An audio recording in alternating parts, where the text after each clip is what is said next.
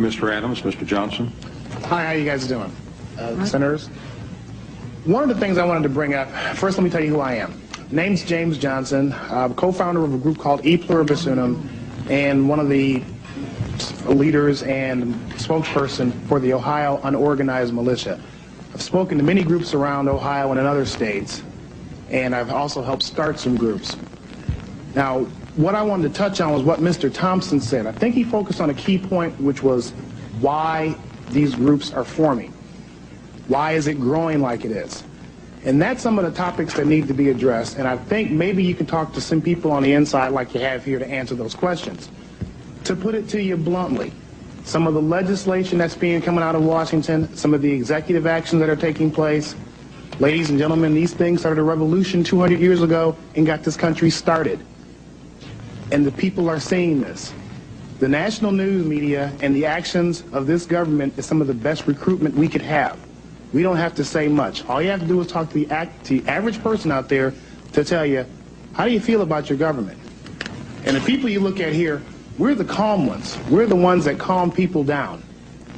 Now, I'm speaking here as a representative for my state and other groups that I know of. The animosity that I see out there between the citizens, all of them, and the government is frightening. What they did was, after listening to all these abuses and government atrocities that you're going to hear here today, and they saw that they were going to no avail, they decided to see what they could do to become part of the solution. They looked into the law, and under Title 10 U.S.C. 311, saw a phenomenon known as the unorganized militia that consists of all people, even the people taking these pictures right here, everyone. And they began to form themselves in units for their own self-defense and their self-preservation. Now, the way we stand now, and it's good that we're getting these views aired out, because 200 years ago, the British didn't get the hint until they saw dead redcoats out there. But this time, maybe we can get this out in the open and have things resolved.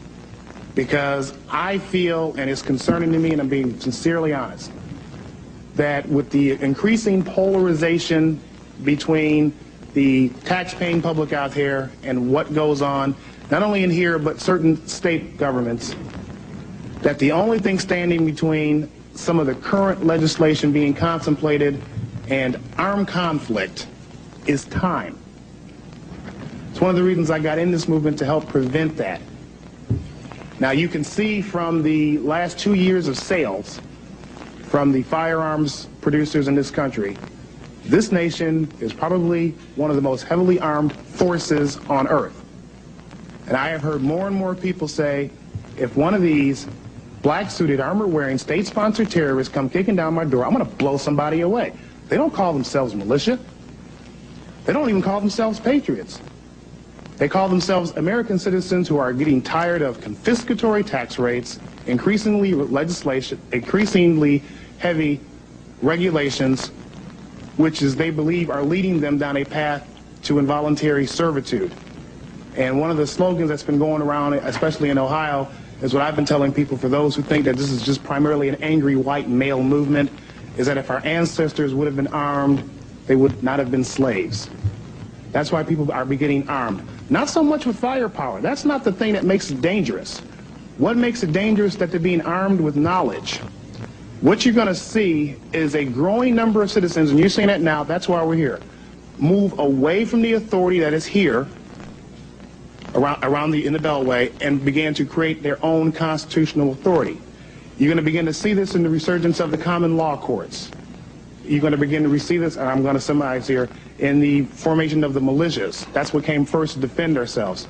But you're also going to see this on the legislative venue. You're going to see our own candidates in our own elections, and hopefully that we can become a system which will attract others into a more constitutional based system. Thank you very much. Now, we advocate that more than everything, voting. But we seem to have a problem here during these campaigns when all of these wonderful politicians, God love them, say whatever they're going to say, and they get inside the Beltway and everything is, how do we say, politics as usual. Now, what's going on as this trend continues, and you guys got to listen to this. You're pushing people's backs against the wall out there. We got people out there hungry, like I'm talking about, people out there starving, and people tired of getting terrorized by law enforcement. Well, I shouldn't say law enforcement. I will support law enforcement whenever they support the law. I'll just call them enforcement. They're getting outright economically terrorized, socially terrorized.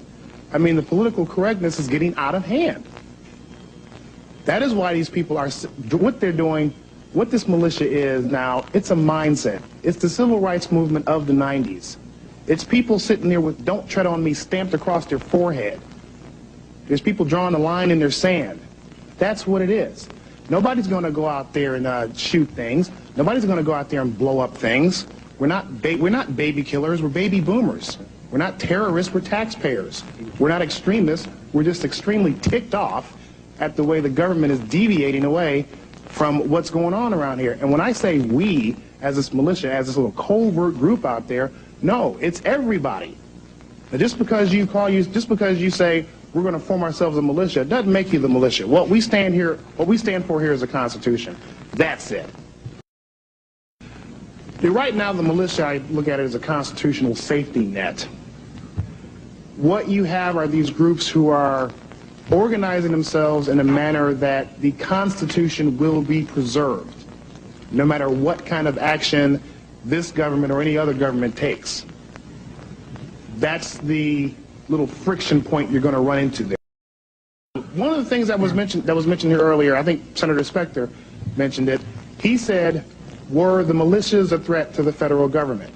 And I says, gee, you walk outside of 495 and the question's the other way around.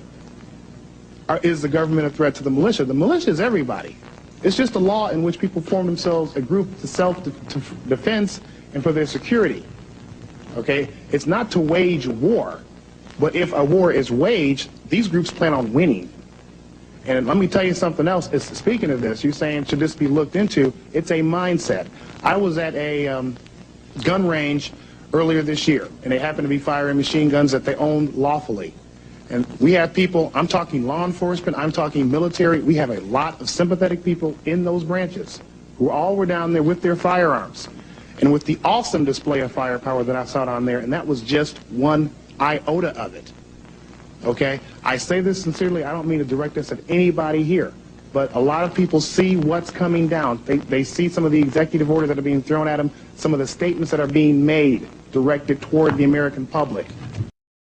When you hear things about, there was a survey out in 29 Palms, California, in which military officers were asked, if necessary, would they shoot on Americans who refuse to give up their firearms. In any other country, that constitutes a serious threat. Military is not to be used with law enforcement. Then there are certain inalienable rights people just aren't going to give up. This is the problem we face here. Even if you say, hey, this is a real bad idea, these guys are a bad idea, and we ought to go just stomp their heads in, you got a problem because they're going to shoot back. And I can tell when those other officers were up here, it was a serious concern. Even though, hey, we all want to preserve our constitutional rights, okay? If there's nuts out there, heck, we'll probably find them before you do and turn them over to you. But as far as the mainstream approach of this thing, and when we hear about some of the plans or ideas that they would like to see happen to us, okay, now I have seen them take place. For instance, I'm talking about Brunswick, Ohio. We had one gentleman who got his door knocked on. He said, no, go back and get a warrant. It's under the Constitution. Get a warrant, get probable cause. Okay, the result was he kicked his door in 7 times. So this person with a legally owned weapon shot him. She said it was a police officer. If a police officer kicks down my door with no warrant, no probable cause, what am I supposed to do? Incidents like that have happened throughout the course of history. Will continue to happen. Let me talk about the racist aspect now. It's getting old. I'm getting real tired of being called a Klan member. I'm getting tired of being called a member of the Aryan Nations group. I spoke 2 weeks ago down to Lincoln Memorial, along with 2 other black people, and the Jews for the Preservation of Firearms, and I believe there was somebody else Jewish who helped organize it, and the reports came out that a racist, anti-Semitic militia group held a rally on the Lincoln Memorial. Are these people blind, or is there an agenda afoot here? Okay?